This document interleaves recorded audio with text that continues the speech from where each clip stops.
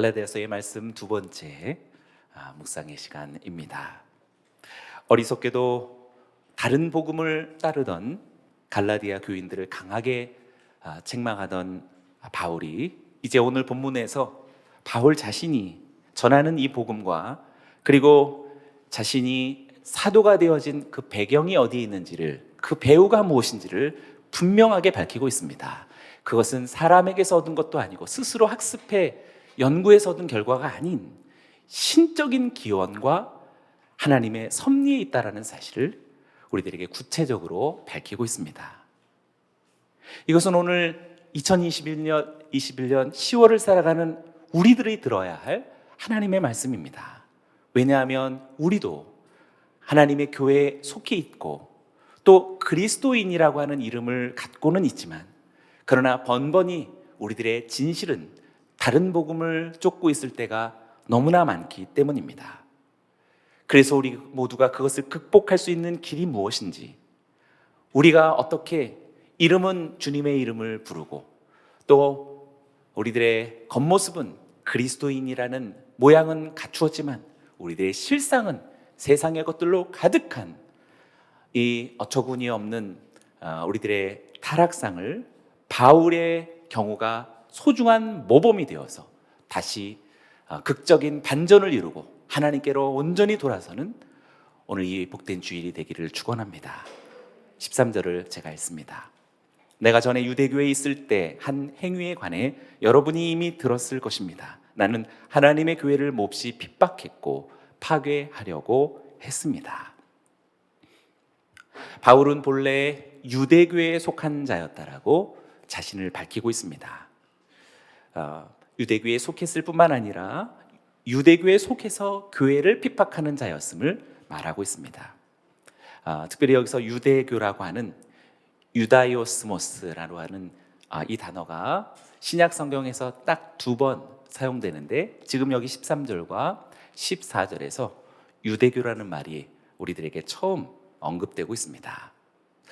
유대교라고 하는 이 말은 유대인들 스스로 부르는 말이 아니라 이방의 세계가 유대인들이 믿는 종교를 가리켜 유다이오스모스라고 그렇게 일컬었던 것입니다.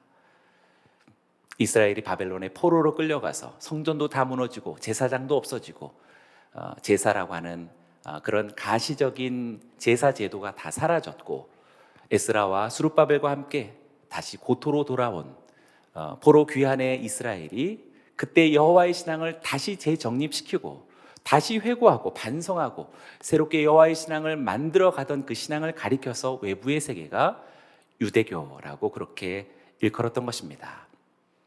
그래서 단순한 어떤 종교의 이름만이 아니라 그들이 살아가는 삶의 방식을 포함하는 말이 유대교가 되겠습니다.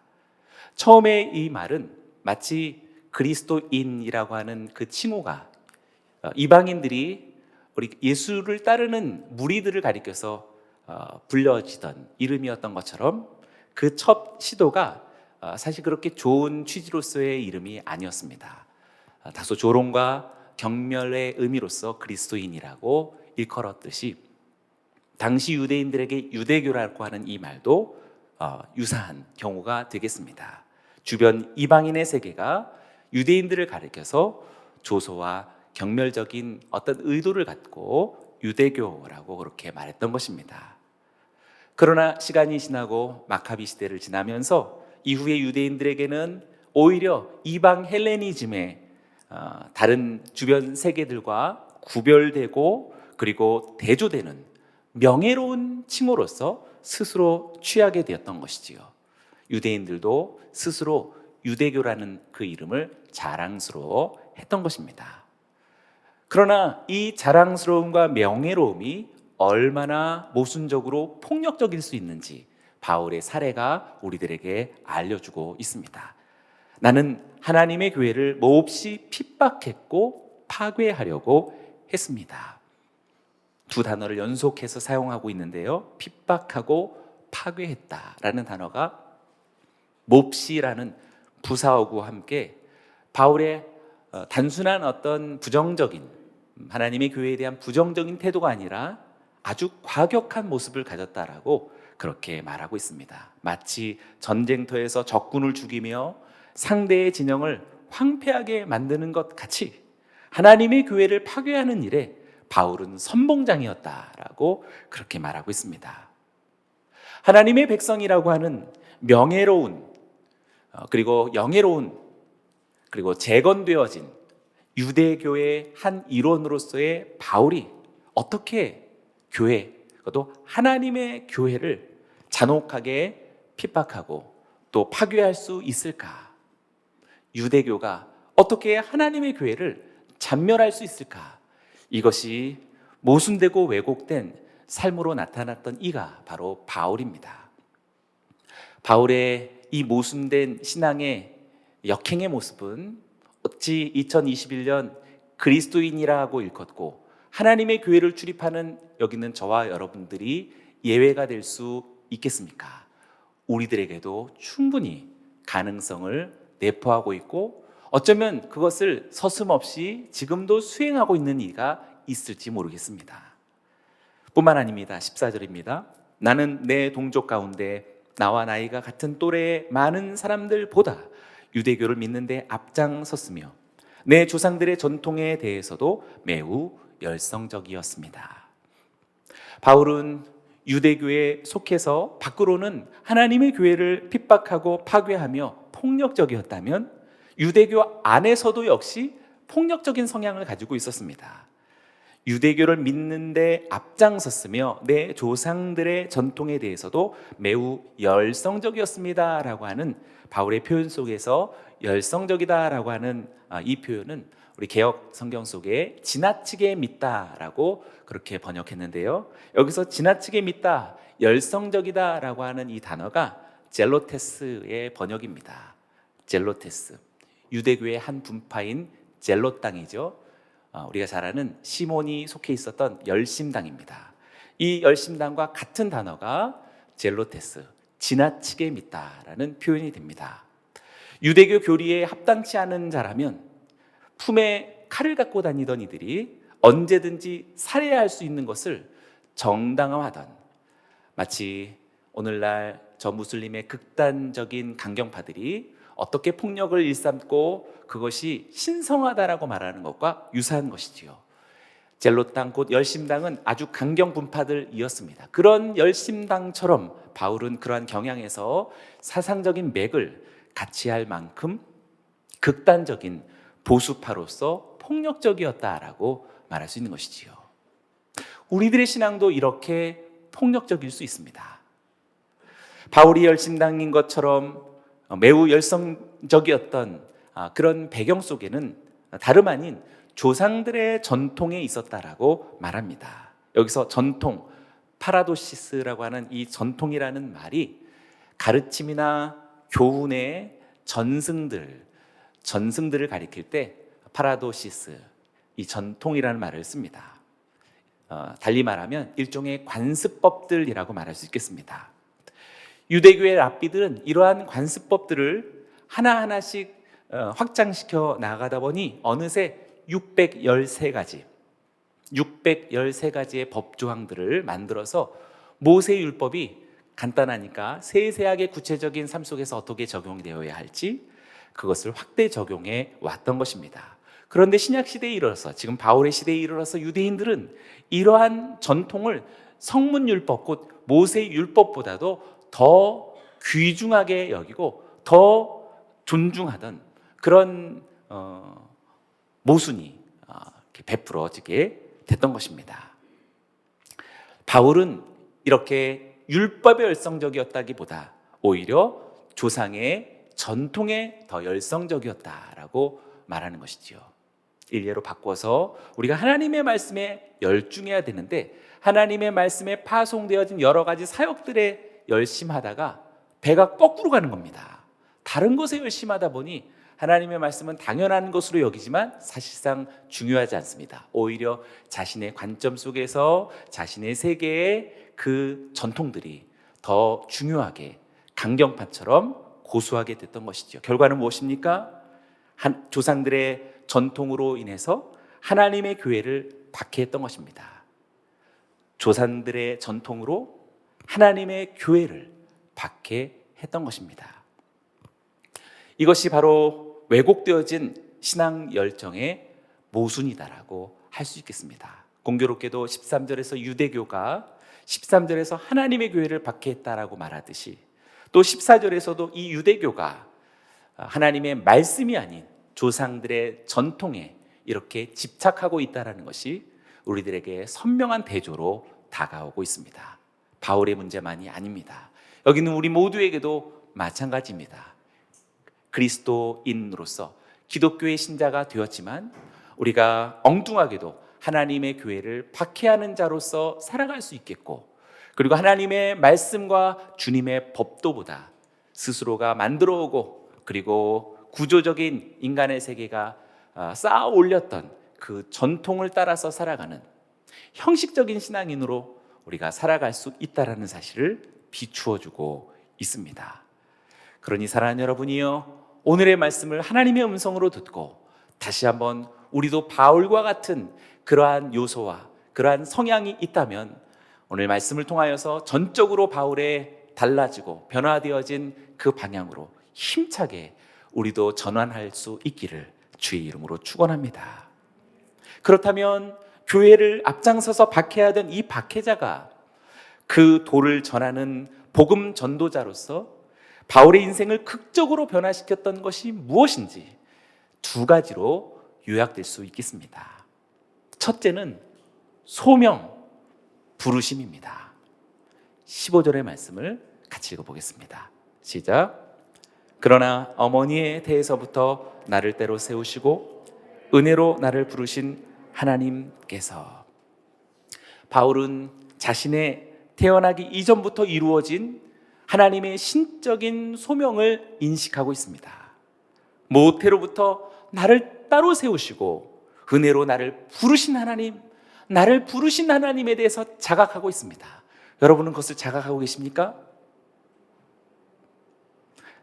네, 아무로도 여러분 아멘 할 걸 저는 알고 있습니다. 그러나 그 아멘의 강도가 중요합니다. 하나님이 나를 부르셨다라는 것에 고개를 끄덕거리는 수동적이고 미온적인 아멘으로서는 오늘 부족합니다. 만약 우리가 그렇다면 유대교에서 하나님의 교회를 박해하였던 바울의 성향이 멈추어지지 않을 것이기 때문입니다. 그러니 여러분, 하나님이 나를 부르셨다라는 이 신적 소명의식이 다시 한번 우리들의 마음속에서 불꽃처럼 살아나기를 주의 이름으로 축원합니다. 이 표현은 구약의 선지자들이 한결같이 고백했던 표현이기도 합니다. 이사야서 49장 1절의 말씀이 이렇게 말하고 있습니다. 섬들아 내게 들으라, 먼 곳 백성들아 귀를 기울이라. 여호와께서 태에서부터 나를 부르셨고 내 어머니의 복중에서부터 내 이름을 기억하셨으며. 이사야 선지자는 여호와께서 태에서부터 나를 부르셨고 어머니의 복중에서부터 내 이름을 기억하신 그런 하나님으로서 이해하고 믿고 확신하고 있습니다. 이사야의 소명의식이 여기서 드러나고 있습니다. 여기 있는 저와 여러분들도 오늘 그리스도인이요 하나님의 자녀들이라고 일컫는 이 표현이 그냥 누구에게서 들어서 그냥 기억 속에 알고 있는 학습 때문에 고백이 아니라 여러분의 가슴 속에서 솟구치는 하나님께서 나를 태에서부터 택정하셨도다 라고 고백하시기를 주의 이름으로 축원합니다. 뿐만 아닙니다. 예레미야 선지자도 마찬가지였습니다. 1장 5절의 말씀, 이번에는 직접 하나님의 음성을 듣습니다. 내가 너를 모태에 짓기 전에 너를 알았고 내가 배에서 나오기 전에 너를 성별하였고 너를 여러 나라의 선지자로 세웠노라 라고 예레미야 선지자의 선지자 되어짐이 단순히 그가 열심히 신학훈련을 하고 제자훈련을 해서 선지자가 되어진 것이 아닌 하나님께서 너를 알았고 그리고 배에서 나오기 전부터 너를 성별했기 때문이다라는 분명한 의식 때문이었습니다. 그러니 사랑하는 여러분, 오늘 우리가 생일을 축하하고 보내어주신 하나님께 감사하고 당신의 생일이 얼마나 존귀한 의미 있는 하나님의 역사적인 날인가를 우리가 마땅히 축복할 이유가 있겠습니다. 저와 여러분들의 마음속에서 하나님이 나를 부르셨다라고 하는 이 간절한 신적 소명의식이 오늘 이 주일에 우리의 마음을 다시 새롭게 하게 되기를 원합니다.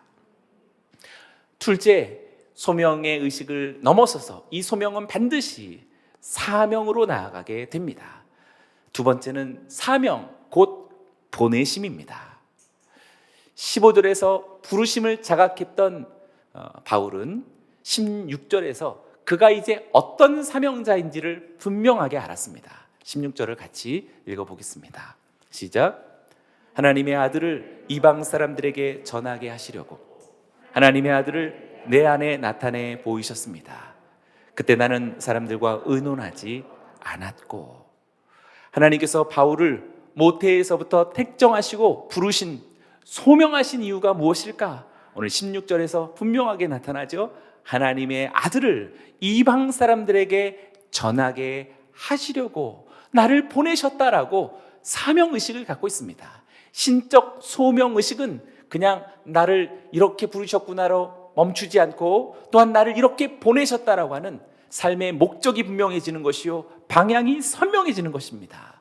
오늘 우리가 무엇을 위해 살아가는가? 오늘 우리가 무엇을 위해 공부하는가? 오늘 왜 나는 돈을 벌고 있는가? 자녀들이 잘 되어야 할 이유와 목적은 무엇인가? 뚜렷하게 말할 수 있어야 우리는 세속의 가치관 속에 휘말리지 않을 것입니다. 우리 자녀들이 그냥 무작정 공부를 열심히 잘하는 것 속에 세상의 모든 가치가 다 그 속에 녹아져 있습니다.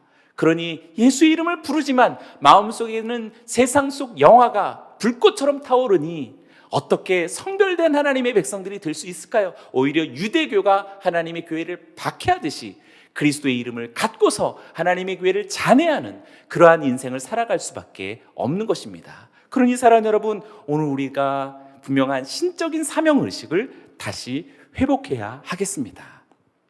특별히 바울은 여기서 예수 그리스도를 이방 사람에게 전하게 하시려고라고 표현하지 않았고 하나님의 아들을 전하게 하시려고라고 표현하고 있습니다. 예수 그리스도라고 이름을 분명하게 표현했으면 더 좋았을 텐데 그의 아들이라고 표현했던 까닭은 무엇일까요? 바울 서신 속에서 중요한 순간마다 그리고 강조해야 될 순간마다 바울 사도는 오히려 예수 그리스도라는 이름 대신 하나님의 아들이라는 이름을 사용합니다. 하나님의 아들, 그의 아들 혹은 아들이라는 칭호가 곳곳에서 15번이나 등장하게 됩니다. 예수 그리스도를 하나님의 아들로 달리 말하는 것은 오히려 신성을 더 강조하고 있는 것입니다. 그러니 우리들의 보내심과 우리들의 부르심은 단순한 어떤 윤리적인, 사회 도덕적인, 그리고 건강하고 더불어 잘 살아가는 인륜적인, 또 어떤 인애주의로서 그렇게 괜찮은 사람으로 살아야 되지 않겠냐라는 그런 덕담 차원이 아닌 것입니다. 신적인 부르심이다라고 말하고 있습니다. 사랑하는 여러분이요, 오늘날 시대가 점점 변화되고 현대사회가 되어져 가면서 교회는 도덕적이고 윤리적인 기관으로 남아달라고 세상이 계속 요구하는 것 같습니다. 물론 당연합니다. 도덕적이고 윤리적인 것은 당연한 것이겠죠. 그런 것을 초월해서 하나님의 신적인 운동력, 하나님의 좌우에 날선 검 같은 말씀, 하나님의 성령의 거룩한 바람, 그리고 곧 이루어질 주님의 종말적인 예언의 말씀들이 지금도 생생하게 타오르고 있는 것이 하나님의 기관인 교회가 아니겠습니까?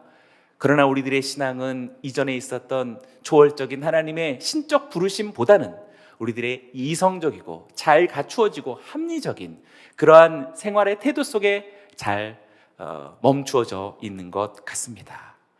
사랑하는 여러분이요, 우리의 보내심은 도덕과 윤리의 전파가 아니라 우리의 보내심은 예수 그리스도께서 하나님의 아들 되시다라고 하는 하나님의 신성의 나라의 증거자인 줄로 믿습니다. 저와 여러분들이 다시 한번 그 분명한 사명의식을 회복할 수 있게 되기를 원합니다. 특별히 그러하기 위하여서 하나님의 아들을 내 안에 나타내 보이셨습니다라고 분명하게 말합니다. 여기서 나타내 보이다라고 하는 일반적인 말보다 오히려 조금 특별한 단어를 썼는데요, 우리가 잘 아는 아포칼립토라고 하는 단어를 사용했습니다. 아포칼립토라고 하는 말은 계시가 열리는 것이지요, 베일이 가려진 것이 벗겨지는 것이고, 그리고 덮여졌던 어떤 덮개가 열리는 것을 가리킬 때 나타내다라고 하는 아포칼립토라는 단어를 사용합니다. 그것에 대한 명사형이 우리가 너무나도 잘 아는 계시록 1장 1절 속의 첫 단어가 되겠습니다. 1장 1절, 예수 그리스도의 계시라. 이는 하나님이 그에게 주사 반드시 속히 일어날 일들을 그 종들에게 알게 하시려고 보이시려고 그의 천사를 그종 요한에게 보내어 알게 하신 것이라. 예수 그리스도의 계시는 절대 닫혀 있거나 감추어져 있거나 보여주지 아니하는 목적이 아니라 오히려 보이시려는 것이고 나타내려고 하는 분명한 하나님의 뜻이 계시록 말씀 속에서 등장하고 있습니다. 왜 하필이면 7인을 7번이나 떼는 장면을 우리들에게 보여주셨을까요? 계시는 열리는 것이기 때문에 그렇습니다. 하나님은 하나님의 뜻을 알려주기 원하시고 하나님의 계획을 그의 백성들에게 지금 선포하기를 원하시는 하나님이신 줄로 믿습니다. 그래서 예수님께서도 지상에 계실 때 이렇게 말씀하셨습니다. 마태복음 11장 25절의 말씀입니다. 이것은 같이 읽어보겠습니다. 시작. 그때 예수께서 대답하여 이르시되 전지의 주제이신 아버지여, 이것을 지혜롭고 슬기 있는 자들에게는 숨기시고 어린아이들에게는 나타내심을 감사하나이다. 분명히 나타내셨습니다. 하나님은, 또 주님은 나타내시는 분이시지만 그냥 아무에게나 나타내는 그런 것이 아니라 어린아이와 같은, 어린아이들에게 곧 순결과 거룩한 주님을 따르는 이들에게 나타내시는 주님의 계시인 것을 우리들에게 말해주고 있는 것입니다. 직접적으로는 다메섹 도상에서 예수 그리스도를 만나서 자신의 소명에 대해 계시의 사건을 만났던 바울이 나에게 하나님의 아들을 내 안에 나타내셨다라는 것으로 이해할 수 있지만, 그것을 포함해서 사도 바울이 날마다 생활 속에, 그리고 묵상 속에, 예배 속에서 이 아포칼립토를 계속해서 체험했던 것이라고 말할 수 있겠습니다. 내적 체험이었던 것이지요. 이 내적 체험을 통해서 하나님의 계시가, 예수 그리스도가 누구인지, 그의 죽음이 무엇인지, 그리고 부활이 내게 어떠한 의미인지 생생하게 다가오게 되는 것입니다. 사랑하는 여러분, 오늘 예배를 통해서 예수 그리스도가 누구이시며 부활이 나와 무슨 상관이며, 그리고 주님의 영생의 복음이 내게 어떻게 역사하는지 다시 알게 되기 원하고 마음속에서 깨닫게 되기 원하며, 그리고 내적인 충격과도 같은 체험으로 오늘 아멘이 선포되어지기를 축원합니다. 이것이 바로 아포칼립토입니다. 그렇기 때문에 오늘 이것과 대조되어서 나는 사람들과 의논하지 않았다라고 말하고 있습니다. 여기서 말하는 이 사람들이란 연약한 인간 세계의 모든 것을 가리키는 것이라고 말할 수 있지요. 바울이 자신에게 나타난 현상, 그리고 성령의 감동을 따르는 이 내적 체험으로서의 아포칼립토, 나타내시는 하나님의 계시에 대해서 사람의 뜻과 사람의 계획으로서 의논하지 않았다라고 말하고 있는 것입니다. 우리는 하나님의 신적 부르심과 소명에 대해서 사람들과 의논하고, 물론 존중해서 리더십을 따르고, 그리고 교회의 질서 속에서 우리가 하나님의 부르심을 잘 해석해 나아가는 그것을 사도 바울이 부정하는 것은 결단코 아니겠죠. 범사에 우리가 무엇을 의존하고 있는지 상대적인 대조를 해 보이는 것이라고 말할 수 있겠습니다. 오늘날 우리의 모든 사건과 사고 속에서 혹은 누구의 찬스다라고 말하는 것은 우리에게 이미 익숙했던 그러한 소식들일 것입니다. 더 이상 누구의 도움이 아니고서는 혼자서 성공해 나아가기 어려운 시대가 된 것입니다. 예전에는 개천에서 용이 날 수 있다라고 하던 시대이지만 이제는 절대 날 수 없다라는 시대로 점점 더 고착화해 가고 있습니다. 왜냐하면 있는 사람은 더 그 있는 것을 성을 쌓기 때문입니다. 더 힘을 가진 사람은 그 힘을 공고하게 세워나가기 때문에 점점 더 이 격차는 벌어질 수밖에 없을 것입니다.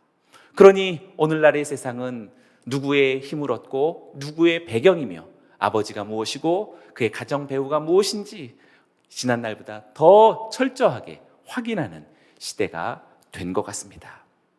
이러한 풍조 속에서 신적인 부르심을 신뢰하고 사람과 의논하지 않았다라고 하는 바울은 정말 거꾸로 가는, 시대를 역류하는 그런 하나님의 사람이었다라고 말할 수 있습니다. 그러니 사랑하는 여러분, 오늘도 우리도 하나님의 말씀을 경청하고 사람을 의존하고 시대적인 방식에 익숙하던 우리들의 생활 방식을 완전히 바꾸어서 하나님의 신적인 소명과 부르심 앞에 그것을 절대적으로 소중히 여기고 하나님 앞에 먼저 무릎 꿇기를 결단하는 저와 여러분이 되길 축원합니다. 17절을 보십시오.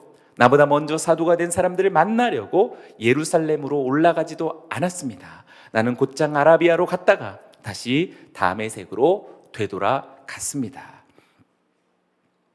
사도 바울이 다메섹 도상에서 회심한 이후에 그 누구와도 상의하지 않고 또한 먼저 사도된 자들과 만나기 위해서 예루살렘으로 먼저 앞서가지 않았고 곧바로 어떻게 보면 정반대이지요.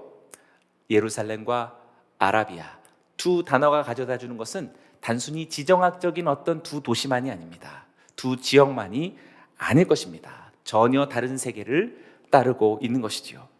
다메섹 도상에서 자신의 인생을 바꾸어버린 엄청난 체험을 한 사도 바울이 자신의 인생의 궤도를 수정하기 위해 앞서서 자신의 평소에 의지하던 사도들이나 또 다른 사람들에게 어떤 확증이나 승인을 얻기 위해서 그들을 만났을 수도 있었겠지만 그러나 바울은 그렇게 하지 않았다라고 말합니다.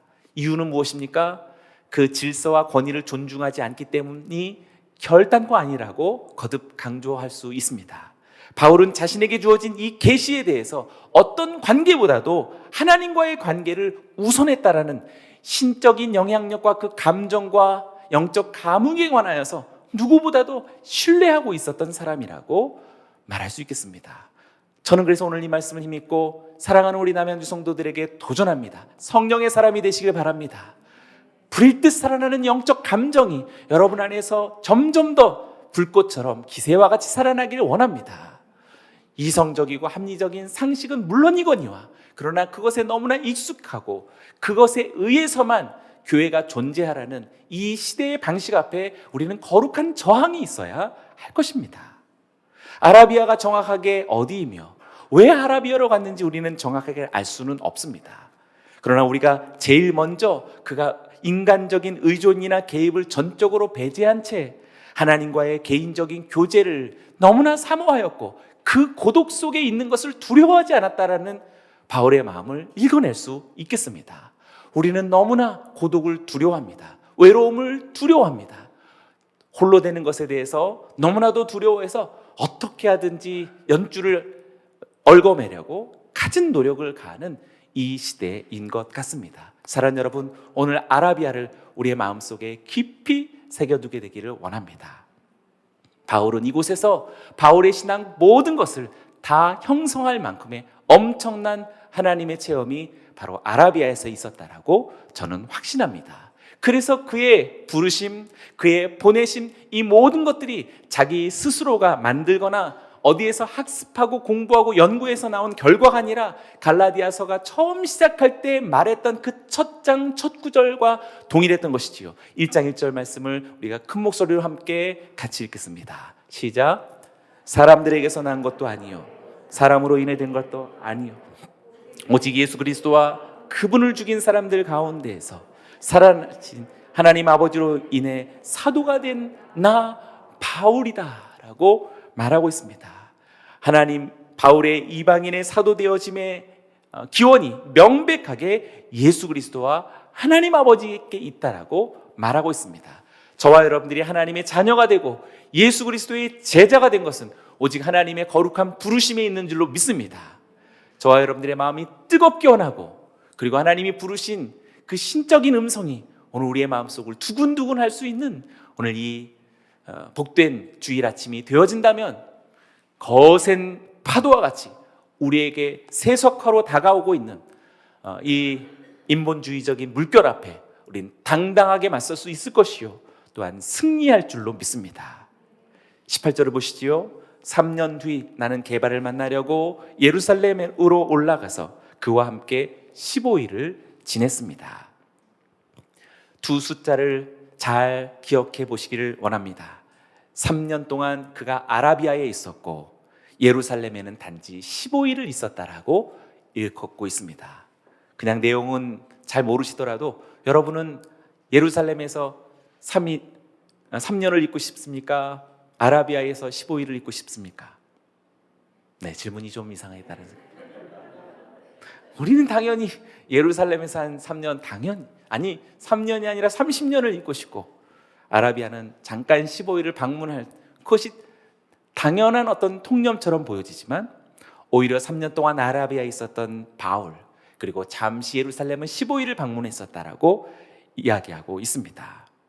바울은 아라비아에서 3년의 시간을 보내면서 짧지 않은 시간 동안 사람들과의 교류를 피하고 하나님과의 깊은 계시의 이끌리심, 성령의 이끌리심, 말씀의 지도하심 속에 그렇게 머물러 있었다라고 말할 수 있습니다. 공교롭게도 예수님의 제자들이 예수님을 따르고 쫓으면서 제자로서 훈련받았던 시간과 동일한 시간을 그가 아라비아에서 지냈음을 우리는 이해할 수 있겠습니다. 이곳에서 바울의 모든 신앙의 재정립이 정말 성령의 지도를 따라 광야에서, 사막에서 이루어졌다라고 저는 확신합니다. 바울이 예루살렘의 베드로를 방문한 것은 단지 순전한 개인적인 교제와 안부를 위함이었습니다. 그래서 단지 15일로만 충분했던 것이지요. 이 짧은 만남으로써 자신의 사도가 될 수 있었던 것은 아니다라는 것을 강하게 반증했던 것입니다. 그리고 그는 어디로 갔습니까? 21절과 22절입니다. 그 후 나는 시리아와 길리기아 지방으로 갔습니다. 그래서 내 얼굴이 그리스도 안에 있는 유대 교회들에게 알려지지 않았습니다.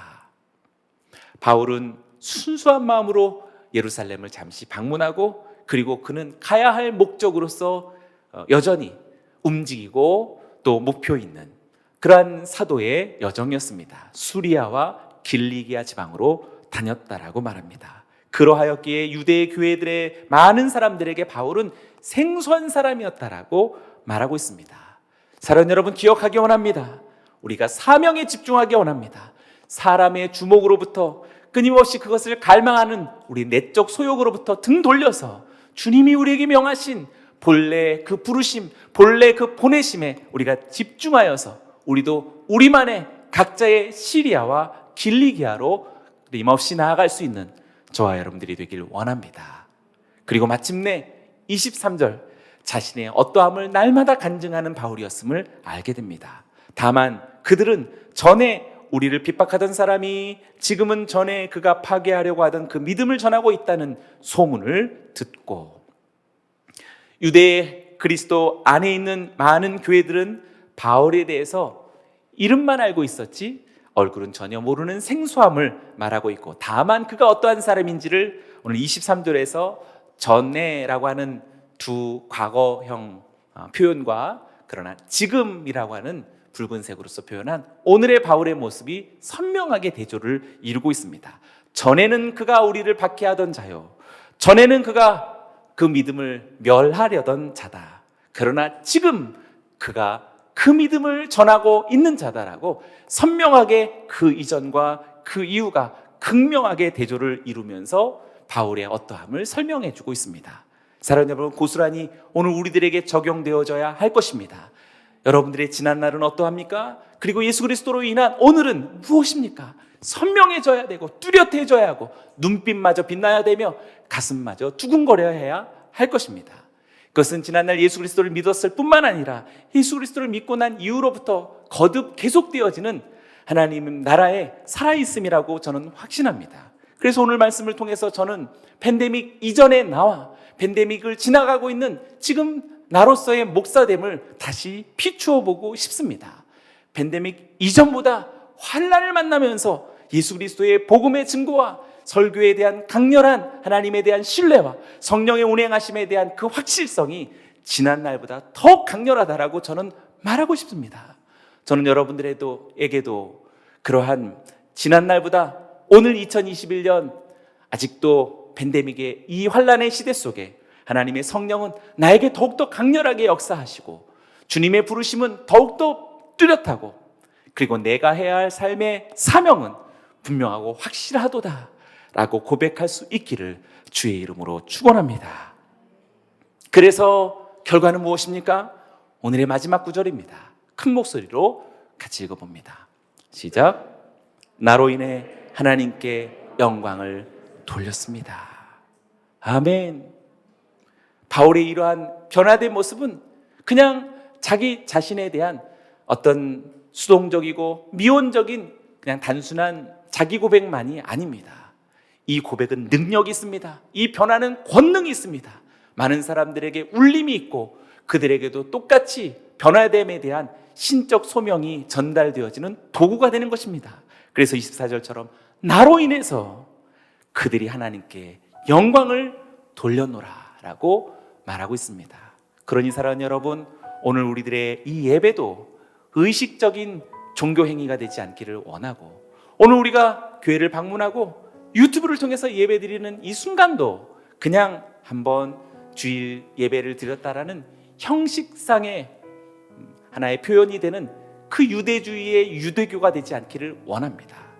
정말 살아있는 성령님의 부르심과 하나님의 나를 보내심이 오늘 우리 모두에게 뚜렷하게 이루어져서 수많은 사람들이 저와 여러분들을 통해 하나님께 영광을 올려드리게 되기를 주님의 이름으로 선포합니다. 할렐루야. 우리 하나님께 영광의 말씀 올려드립니다.